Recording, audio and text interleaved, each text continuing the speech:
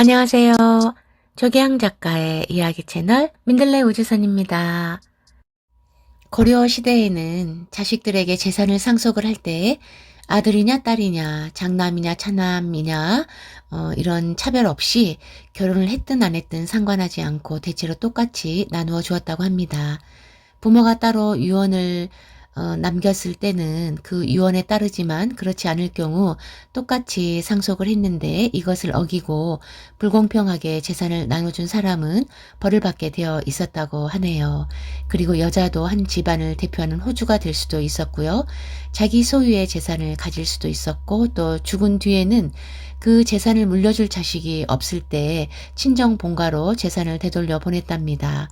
오늘 들려드리는 이야기는 유산 문제로 고려사에 실린 고려시대의 실제 송사 사건에 대한 내용을 토대로 한 것입니다. 네, 어느 마을에 만석군 부자가 있었습니다. 이 부자는 딸 하나를 시집을 보냈는데 그 후 늦둥이 아들이 생겼어요.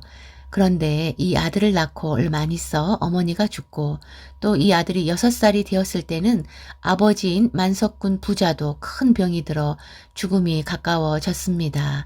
그러자 만석군 부자는 남매를 불러놓고 유언을 남겼습니다. 내가 죽거든 부디 너희들은 의좋게 지내거라. 집안의 재산은 모두 큰애가 갖고 작은애는 갓과 두루마기 한 벌, 신발 한 켤레, 그리고 종이 한 장, 붓 한 자루를 갖도록 해라.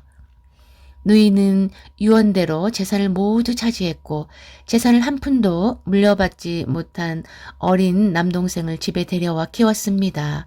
누이의 보살핌 속에 남동생은 어느덧 자라 성인이 되었어요. 누님, 저도 이제 성인이 되었으니 살 궁리를 해보려고 합니다. 재산을 좀 나눠주십시오. 그러자 누이는 아버님의 유언대로 했는데 왜 재산을 나눠달라고 하냐며 너를 키워주었으니 그걸로 충분하다면서 냉정하게 거절을 했습니다. 그러자 남동생은 아버님은 왜 내게 이런 쓸데없는 잡동사니 같은 것만 남겨준 것일까?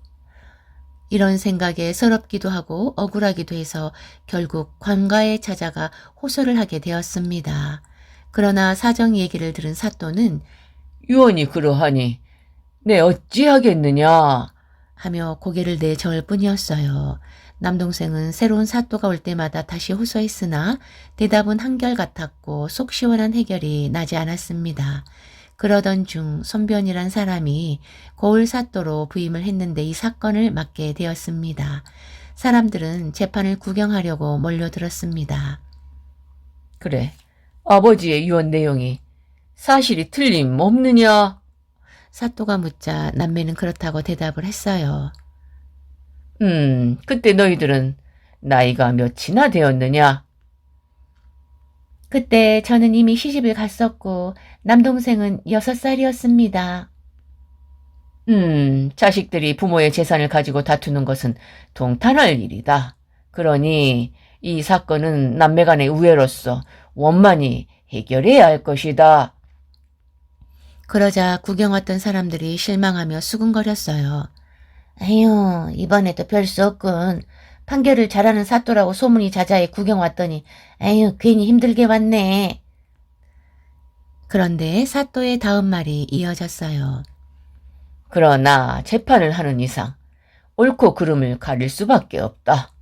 부모가 자식을 사랑하는 마음에는 딸과 아들의 차별이 없을 것이다.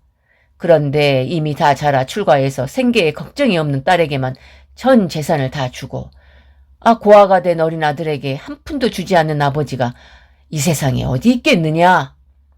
말을 마친 사또는 누이를 향해 엄한 목소리로 다시 말을 했습니다. 그때 너희 아버지께서는 너희 남매에게 그 많은 재산을 똑같이 나눠주거나 어린 동생에게 더 많이 물려주게 되면은 네가 불만을 품을까봐 염려한 부분도 있었을 것이고 또 혹시 간사한 자들에게 재산을 빼앗기지 않을까 걱정도 되었을 것이다. 그러나 전 재산을 일단 성장한 누이에게 맡겨두면 제 재산으로 알고 잘 관리했을 것이다. 그래서 동생이 자라면 적어도 누이가 재산의 반을 나눠주길 바라셨겠지. 그런데 만약 네가 지금처럼 재산을 다 차지하고 독하게 굴 경우를 생각해서 네 동생에게 이 물건들을 남겨두신 것이다. 사또의 말에 남매는 물론 구경을 온 사람들까지 모두 무슨 뜻인지 몰라 멍하니 쳐다보기만 했습니다. 사또가 이어서 말을 했어요. 지금처럼 억울한 일을 당하면 붓으로 종이에 쓴 다음 두루마기를 입고 갓을 쓰고 신발을 신고 관가에 찾아가 호소하라는 뜻으로 말이다. 그 말을 들은 누이는 그제야 비로소 자신의 잘못을 깨닫고 눈물을 흘리고 남동생은 원망만 했던 아버지의 깊은 뜻에 감동을 해 목 놓아 울었습니다. 사람들은 사또의 지혜로운 판결에 감탄을 했고 또 그 만석군 아버지의 속 깊은 사랑에도 감탄했습니다. 남매는 듣거라. 이제는 아버지의 뜻이 무엇인지 알았을 터이니 이를 잘 받들어 행하도록 하라. 그 후 누이는 사또의 판결대로 재산의 절반을 남동생에게 나누어 주고 평생 동안 우애 있게 지냈다고 합니다. 네, 어린 아들을 남겨두고 죽게 된 아버지의 자식에 대한 사랑과 걱정을 생각해 보면 사또는 아버지의 유언 속에 담겨있는 속뜻을 정확하게 꿰뚫어 보고 그 아버지의 뜻을 남매에게 잘 설득해 결국 재산을 반으로 나누어 주도록 사건을 해결을 했네요. 이 이야기는 고려시대 손변이라는 관리가 경상도 안찰 부사로 부임을 했을 때 남매 간의 유산을 두고 다툰 사건을 해결한 내용으로 고려시대 균분 상속의 관습을 보여주고 있어서 재산 상속과 관련된 가장 중요한 고려시대의 사료 중 하나로 인용되고 있다고 합니다.